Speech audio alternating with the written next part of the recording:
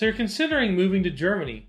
Wherever you are in the process right now, whether you're just thinking about it, researching to learn more, or making initial preparations, I'd like to share some tips based on my own experience. Hi, I'm Kai, and I've been living in Germany for the past 4 years.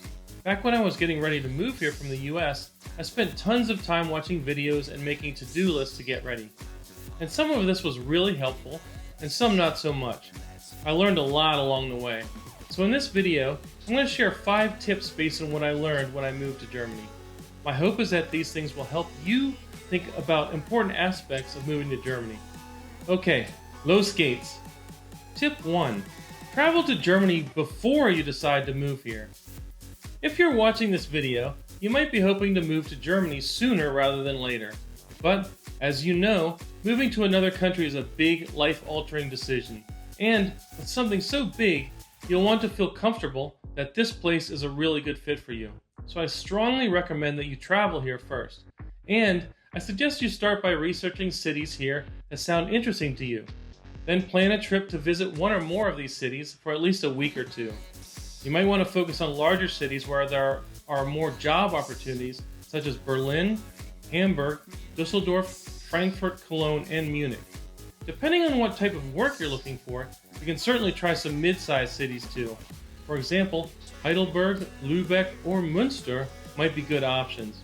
Now, if you do come here for a visit, you should definitely spend some time checking out some of our beautiful tourist attractions. But to get a better idea of whether or not you really like it here and where you might want to live, I recommend you visit neighborhoods outside of the main tourist areas. Then, you can get a better feel for what day-to-day life is really like here. Since Germany is so walkable, you should also stroll around town to check out local restaurants and shops. And if you see any graffiti, don't worry. Germany is generally a very safe country, so I encourage you to have a look around to see what's going on. Trust me, when you come here and really explore the place, it will give you a much better idea whether or not it's for you. And if you have the time, checking out multiple cities will give you a feel for their differences and help you find the places that best suit you. Oh, and one more thing on this topic. If you do come here for a visit, I strongly recommend you travel around the country by train, even if you're used to driving everywhere, because here, even though driving works too, public transportation is by far the best way to get around. You may even meet some interesting people along the way that you wouldn't meet if you were stuck in a car. Tip 2. Save as much money as possible. Once you've narrowed down the list of places where you'd like to live, now it's time to get ready for your move. While you're arranging your visa and/or looking for a job, you'll also have some time to make other preparations. One of the first things you can do is to start saving money.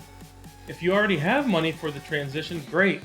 But if you don't, here are some expenses to consider when deciding how much money you'll need to save.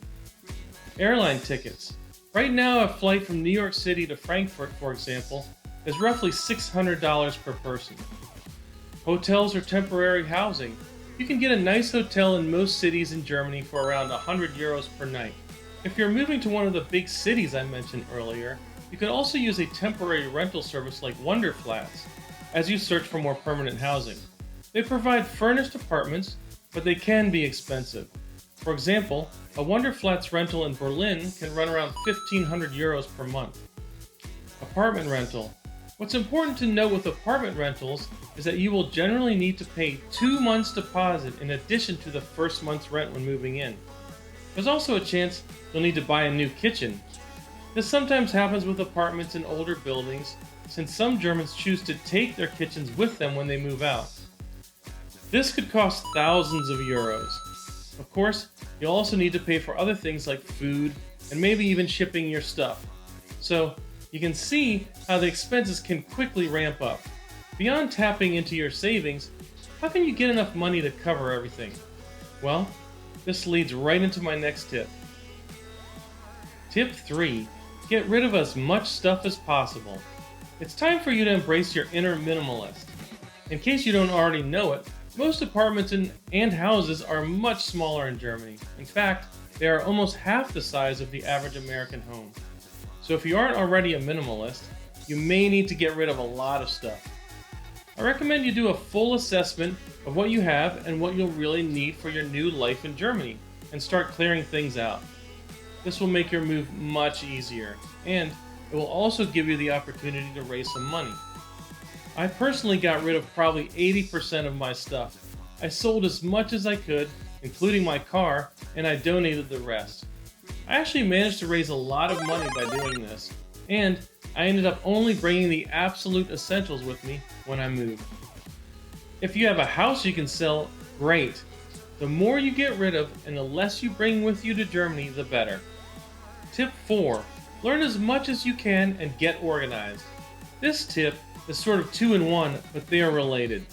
I recommend you learn as much as you possibly can about the city you want to move to and about Germany by watching lots of videos and reading a lot. You're going to get an unofficial degree in German studies. I personally watched tons of walking videos for the areas I was interested in. I found these to be extremely helpful to get a feel for the different neighborhoods in Berlin. Your personal German studies degree will also include learning the language. You're going to need at least an A1 language certificate, which is the easiest one to get for most visas and for a temporary residency permit. Learning German at this basic level will also help you communicate better here for things like going to the grocery store, going to a restaurant, and dealing with the bureaucracy. Even though many people speak English here, please don't assume it's easy to come here without at least learning some basic German. After you get here, if you want to stay for the long term, you're going to need a B1 language certificate for permanent residency and maybe even citizenship if that's something you're interested in. Of course, you'll also have more job options here if you speak German at a B1 level.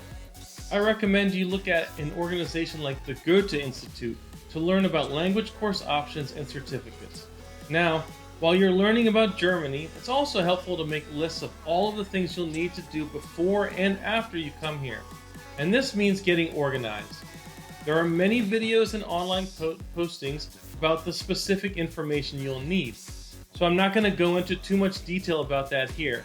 Basically, you'll need to get all your important documents together for the bureaucratic adventure to come.